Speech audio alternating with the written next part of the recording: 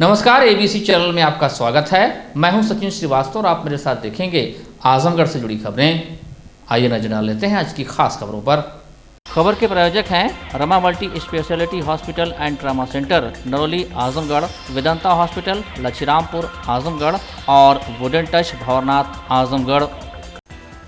मंडलायुक्त विजय विश्वास पंत एवं अपर आयुक्त प्रशासन अनिल कुमार मिश्र ने शासकीय कार्यालयों में अधिकारियों एवं कर्मचारियों की समय से उपस्थिति और कार्यालयों की साफ सफाई सुदृढ़ करने हेतु मंगलवार को जिला बेसिक शिक्षा अधिकारी कार्यालय एवं डाइट के साथ ही कई मंडलीय कार्यालयों का आकस्मिक निरीक्षण किया। इस दौरान एक मंडलीय अधिकारी, 5 प्रवक्ता सहित 2 दर्जन से अधिक कर्मचारी अनुपस्थित पाए गए। मंडलायुक्त श्री पंत ने बड़ी संख्या में पाई गई अनुपस्थिति पर सख्त नाराजगी व्यक्त करते हुए अनुपस्थित कर्मचारियों एवं अधिकारियों का 1 दिन का वेतन रोकने के साथ ही उनसे स्पष्टीकरण प्रस्तुत करने का निर्देश दिया। इसके अलावा बीएससी कार्यालय में पाई गई कई अनियमितताओं पर जिला बेसिक शिक्षा अधिकारी को कड़ी चेतावनी निर्गत करने के साथ ही उनसे स्पष्टीकरण प्रस्तुत करने का निर्देश भी दिया। इसी प्रकार डाइट के निरीक्षण में जहां कई अनियमितता मिलने के कारण प्राचार्य पर नाराजगी व्यक्त करते हुए उनसे स्पष्टीकरण तलब किया गया, वहीं एक चतुर्थ श्रेणी कर्मचारी द्वारा मौके पर की गई अनुशासनहीनता पर सख्त नाराजगी व्यक्त करते हुए उक्त कर्मचारी को निलंबित करने का निर्देश दिया। मंडलायुक्त विजय विश्वास पंत द्वारा पूर्वाह्न में डाइट के निरीक्षण में प्रवक्ता अरविंद कुमार मौर्य, महेंद्र कुमार यादव, सत्येंद्र प्रताप, डॉक्टर पुनीत कुमार मौर्य, देवव्रत साहू, सहायक अध्यापक संदीप कुमार सिंह, योगेंद्र प्रसाद यादव, अरुण कुमार सिंह तथा 3 कनिष्ठ सहायक अनुपस्थित थे, जिनका 1 दिन का वेतन रोकने व इन सभी से स्पष्टीकरण प्रस्तुत करने का निर्देश दिया। इसके अलावा प्रवक्ता वीरेंद्र प्रताप, आशुतोष कुमार श्रीवास्तव एवं 3 कर्मचारियों द्वारा उपस्थित रजिस्टर पर हस्ताक्षर बनाया गया था, परंतु ये लोग मौके पर नहीं थे। मंडलायुक्त द्वारा पूछे जाने पर अवगत कराया गया कि ये लोग चेकिंग हेतु गए हैं, परंतु किसके निर्देश पर गए हैं और कहां चेकिंग के लिए गए हैं, इस संबंध में न तो कोई जानकारी दी गई और न ही कार्यालय में चेकिंग को कोई चार्ट उपलब्ध कराया गया। मंडलायुक्त ने इस स्थिति पर सख्त नाराजगी व्यक्त करते हुए डाइट के प्राचार्य को स्पष्टीकरण प्रस्तुत करने का निर्देश दिया। मंडलायुक्त विजय विश्वास पंत द्वारा जिला बेसिक शिक्षा अधिकारी कार्यालय के निरीक्षण में एक कर्मचारी अनुपस्थित पाया गया। एक कर्मचारी हस्ताक्षर बनाने के बाद अनुपस्थित था। एक कर्मचारी का अवकाश अंकित नहीं कराया गया था, जबकि एक अन्य कर्मचारी जो गत दिवस अनुपस्थित थी, परंतु उनके स्थान पर एक अन्य कर्मचारी द्वारा हस्ताक्षर बनाया गया था। इसके अलावा कार्यालय तथा परिसर की साफ सफाई भी काफ़ी खराब थी। इन अनियमितताओं पर मंडलायुक्त ने असंतोष व्यक्त करते हुए बीएससी को स्पष्टीकरण प्रस्तुत करने का निर्देश दिया। अपर आयुक्त प्रशासन अनिल कुमार मिश्र द्वारा मंडलीय कार्यालयों के निरीक्षण के दौरान जहां उप निदेशक महिला कल्याण ओंकार नाथ यादव अनुपस्थित थे, उप निदेशक अर्थ एवं संख्या कार्यालय में अपर सांख्यिकी अधिकारी, उप निदेशक मत्स्य कार्यालय में प्रधान सहायक, संयुक्त आयुक्त सहकारिता कार्यालय में एक चतुर्थ श्रेणी कर्मचारी, अधीक्षण अभियंता आरईडी कार्यालय में आंचलिक एवं अपर निदेशक पशुपालन कार्यालय में कनिष्ठ सहायक अनुपस्थित पाए गए। इसी प्रकार संयुक्त विकास आयुक्त कार्यालय में एक वरिष्ठ सहायक, एक कंप्यूटर ऑपरेटर व 3 चतुर्थ श्रेणी कर्मचारी, सहायक निदेशक सेवा योजना कार्यालय में 2 वरिष्ठ सहायक, 1 चतुर्थ श्रेणी कर्मचारी भी अनुपस्थित थे। जिलाधिकारी राजेश कुमार के निर्देश के उपरांत सख्त हुए तहसील प्रशासन ने अतिक्रमणों पर जेसीबी से कहर ढाना शुरू कर दिया है। इस क्रम में मंगलवार को एडीएम सदर गौरव कुमार के नेतृत्व में एआरटीओ कार्यालय के पास अतिक्रमण हटाओ अभियान चलाया गया। मुनोचवा की दहशत यहाँ कुछ इस कदर दिखाई दी कि गुमतियों के भी हाथ पांव आ गए और वे सर पर हाथ पैर रखकर भागती नजर आईं। जो खड़ी रहीं उन्हें निस्ता नाबूद कर दिया गया। जो स्वेच्छा से गुमतियाँ हटाने को तैयार हो गए उन्हें कुछ घंटों की मोहलत दी गई। एडीएम सदर गौरव कुमार ने बताया कि एआरटीओ कार्यालय के पास लगने वाले जाम और यहां की रोड व फुटपाथ पर किए गए अतिक्रमण को देखते हुए अवैध कब्जा धारकों के निर्माण ध्वस्त कराए जा रहे हैं। सभी गुमतियों को यो नगर पालिका के नेतृत्व में पालिका कार्यालय भेज दिया गया है। एडीएम सदर ने बताया कि गुमती मालिकों को पुनः अतिक्रमण न करने के एफिडेविट देने के बाद ही उन्हें यह गुमतियाँ प्रदान की जा सकेंगी। देखिए यहाँ जो है एआरटीओ दफ्तर के बाहर जो रोड है उस पर अवैध अतिक्रमण कर लिया गया है कुछ लोगों के द्वारा, टीन शेड रखकर और गुमटियाँ रखकर। और यहाँ पर जो है अवैध जो है बैठ के एजेंट्स भी बैठते हैं एआरटीओ दफ्तर के बाहर, तो वो भी बैठ के प्रिंटर रखे होते हैं, अवैध कार्य करते हैं। तो इन सबको हटाया जा रहा है आज जिससे जाम की भी स्थिति यहाँ पर उत्पन्न नहीं होगी, रोड भी क्लियर हो जाएगी और अतिक्रमण भी हमारा हट जाएगा। नहीं, ये जो है ये तो रोड की ज़मीन है। रोड की ज़मीन के लिए आपको नोटिस देने की आवश्यकता नहीं है। रोड पर अतिक्रमण अगर किया हुआ है उससे जो है पब्लिक न्यूसेंस होने की आशंका है, उसके लिए सीधा हटवाया जा रहा है इनको। नहीं, इस बार यही हम प्रयास कर रहे हैं कि जितनी भी गुमटियाँ हैं सबको नगर यहाँ नहीं छोड़ा जाएगा, सबको नगर पालिका उठा के ले दिया जाएगा और यदि वो अपना एफिडेविट देंगे कि दोबारा यहाँ नहीं लगाएंगे तभी उनको वो रिटर्न किया जाएगा। यहाँ पर पुनरावृत्ति करने पर उनके विरुद्ध FIR भी होगी और फिर जुर्माना भी किया जाएगा। ये देखिए, मैंने बार बार कहा है कि अतिक्रमण अभियान हमारा जारी है। इससे पहले हम मुबारकपुर में करते रहे हैं। हमारा यही है कि प्रत्येक हफ्ते हम एक एरिया चिन्हित करते हैं और वहाँ अतिक्रमण अभियान चला रहे हैं मुक्ति पर। वहीं दूसरी तरफ संभागीय परिवहन अधिकारी रामकृष्ण सोनकर ने कहा कि अतिक्रमण हटने के बाद यहाँ ट्रैफिक की समस्या हल हो जाएगी। रोड पर अवैध कब्जे के चलते कार्यालय आने वाले लोगों को अपने वाहन सड़कों पर ही खड़े करने पड़ते थे। इसके साथ ही अवैध कब्जाधारियों के द्वारा कार्यालय आने वालों को गुमराह किए जाने की भी शिकायत मिला करती थी।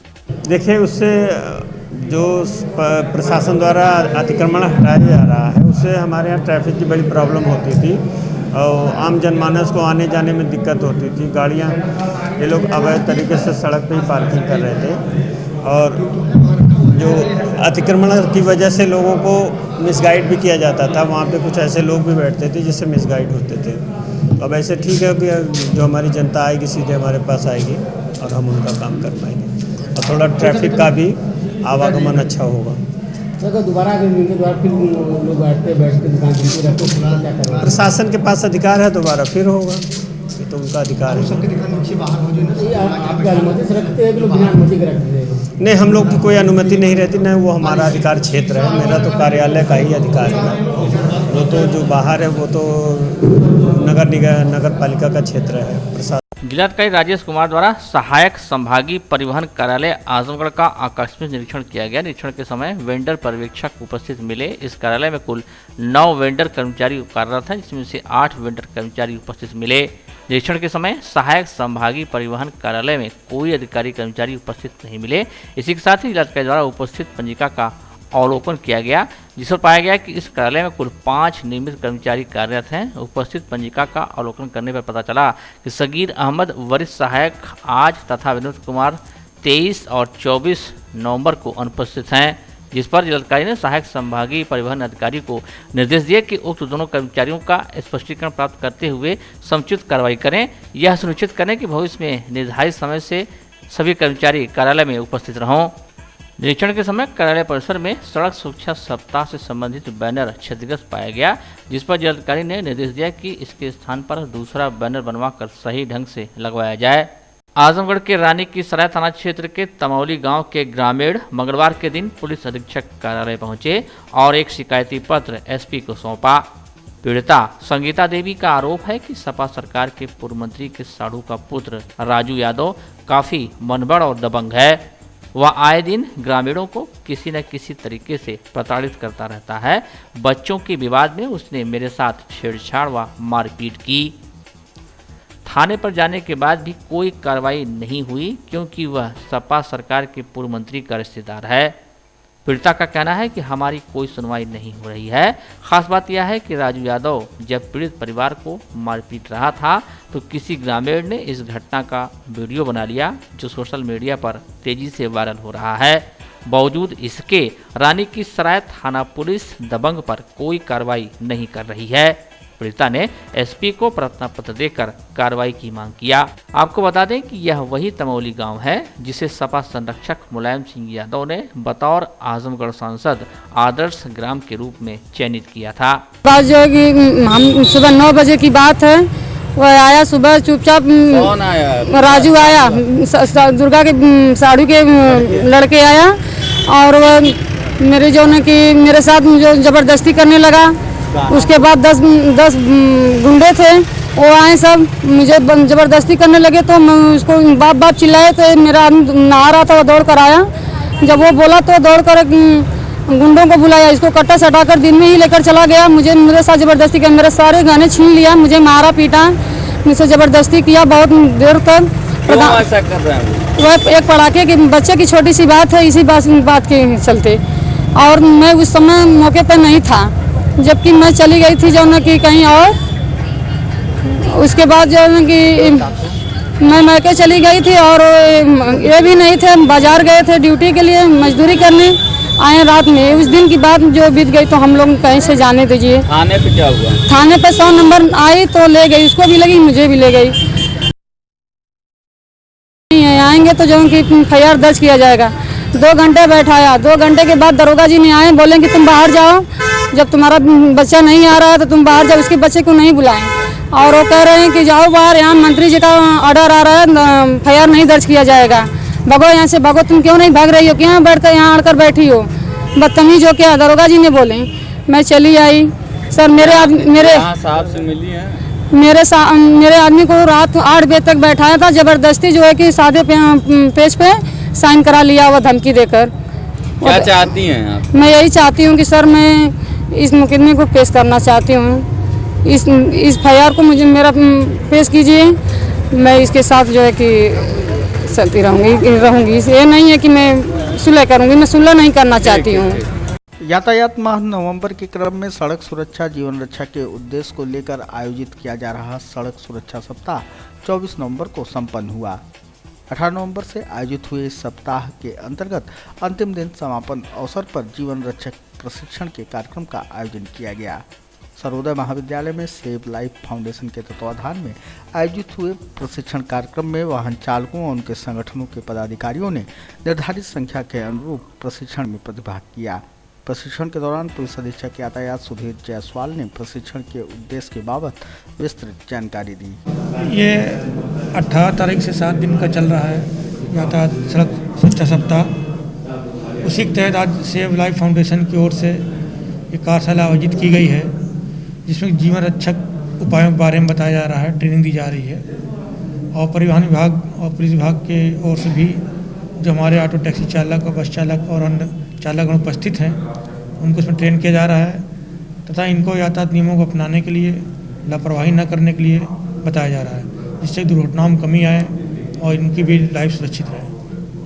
संभागीय परिवहन अधिकारी रामवृक्ष सोनकर ने बताया कि इस ऑनलाइन ट्रेनिंग के दौरान दुर्घटना के समय, दुर्घटना से पूर्व और उसके बाद जीवन रक्षा किस प्रकार की जा सकती है, इस बाबत सभी को जागरूक किया गया। रोड सेफ्टी से संबंध में जो भी जानकारियाँ देनी हो वो तो देते ही रह रहे हैं। आज एक स्पेशल ट्रेनिंग प्रोग्राम चल रहा है सेव लाइफ फाउंडेशन द्वारा जीवन रक्षक विषय पर। तो उसमें कैसे हम जीवन रक्षा कर सकते हैं, तो एक्सीडेंट से पहले है, एक एक्सीडेंट के ड्यूरिंग है, एक एक्सीडेंट के बाद है। इस पे एक बढ़िया सा कार्यक्रम एक हमारा पूरे प्रदेश स्तर पर यूनिफाइड है, जो इसकी ट्रेनिंग हम अभी ऑनलाइन दिला रहे हैं, वो कार्यक्रम। जिलाधिकारी राजेश कुमार द्वारा राजकीय धान क्रय केंद्र पढ़नी का आकस्मिक निरीक्षण किया गया। निरीक्षण के दौरान मनोज कुमार राय निवासी नीबी, जिनके मकान में यह क्रय केंद्र संचालित है, उपस्थित मिले। मनोज कुमार राय द्वारा अवगत कराया गया कि वे 40 कुंटल धान का विक्रय करने के लिए यहां नंबर लगाए हुए हैं। धान क्रय केंद्र प्रभारी द्वारा अवगत कराया गया कि इनके पिता द्वारा धान का विक्रय किया जा चुका है, जिस पर जिलाधिकारी ने अपर जिलाधिकारी वित्त एवं राजस्व को निर्देश दिए कि जब मनोज कुमार राय के पिता द्वारा धान का विक्रय किया जा चुका है तो इसके बावजूद ये 40 कुंटल धान कहां से लेकर विक्रय करने का प्रयास कर रहे हैं, इस प्रकरण की जांच कर रिपोर्ट तत्काल उपलब्ध कराएं। इसी के साथ ही जिलाधिकारी द्वारा क्रय केंद्र के अभिलेखों का अवलोकन किया गया, जिसमें पाया गया कि 23 नवंबर को कुल 4 किस्तों से धान क्रय किया गया। आज तक कुल 22 किस्तों से ही 681.60 कुंटल धान क्रय किया गया। पाया गया कि कुल 20 विक्रेताओं का नाम फीड हो चुका है, जिसके सापेक्ष 18 विक्रेताओं के धान के मूल्य का भुगतान किया जा चुका है। धान क्रय केंद्र पर 300 कुंटल धान क्रय किए जाने का लक्ष्य निर्धारित किया गया है, किंतु अभी तक यहां सिर्फ 13 दिन ही धान क्रय किया गया, किंतु एक भी दिन निर्धारित लक्ष्य के अनुरूप धान क्रय नहीं किया गया। इससे स्पष्ट है कि केंद्र प्रभारी द्वारा लक्ष्य के सापेक्ष धान खरीद में कोई रुचि नहीं ली जा रही है, जिस पर जिलाधिकारी ने जिला खाद्य विपणन अधिकारी को निर्देश दिए कि उक्त केंद्र प्रभारी सहित सभी केंद्र प्रभारियों को निर्देशित करें कि निर्धारित लक्ष्य के सापेक्ष धान की खरीद प्रतिदिन करना सुनिश्चित करें। जिलाधिकारी द्वारा गोदाम का भी निरीक्षण किया गया। इस दौरान अब तक तय किया गया धान बोरी में रखा पाया गया। Rama multi speciality hospital and trauma centre, Narauli, Azamgarh. Doctor Amit Singh, laparoscopic surgeon एवं मूत्र रोग विशेषज्ञ डॉक्टर खुशबू सिंह, स्त्री एवं प्रसूति रोग विशेषज्ञ और डॉक्टर राघवेंद्र न्यूरोसर्जन दे रहे हैं अपनी सेवाएं। Blood and component centre, ventilator युक्त एम्बुलेंस, आईसीयू, आईसीसीयू, पैथोलॉजी एवं इमरजेंसी सेवा 24 घंटे उपलब्ध। Wooden touch Bhanwarnath Azamgarh, a complete hardware store. हमारे यहाँ branded plywood, flush door, designer door, PVC door, formica, fancy hardware, kitchen की चिमनी एवं मॉड्यूलर किचन की एक्सक्लूसिव रेंज उपलब्ध। अपने आशियाने में लगाइए 4 चांद, पहुंचिए वुडन टच भंवरनाथ आजमगढ़। हृदय रोगियों को अब इलाज के लिए नहीं जाना होगा महानगर। महानगरों जैसी सभी सुविधाएं अब आपके शहर आजमगढ़ के वेदांता हॉस्पिटल में उपलब्ध। लक्ष्मीरामपुर स्थित वेदांता हॉस्पिटल में एम्स के मशहूर हृदय रोग विशेषज्ञ gold medallist doctor Pankaj Sharma कर रहे हैं मरीजों का सफल इलाज। 2D इको, अस्थायी पेसमेकर व अस्थायी पेसमेकर की सुविधा उपलब्ध। आजमगढ़ के लोगों के को angiography, angioplasty, pacemaker, catheter ablation, ये सारी सुविधाएं यहाँ पे उपलब्ध अब हो पाएंगी। एम्बुलेंस और आपातकालीन सुविधा 24 घंटे उपलब्ध।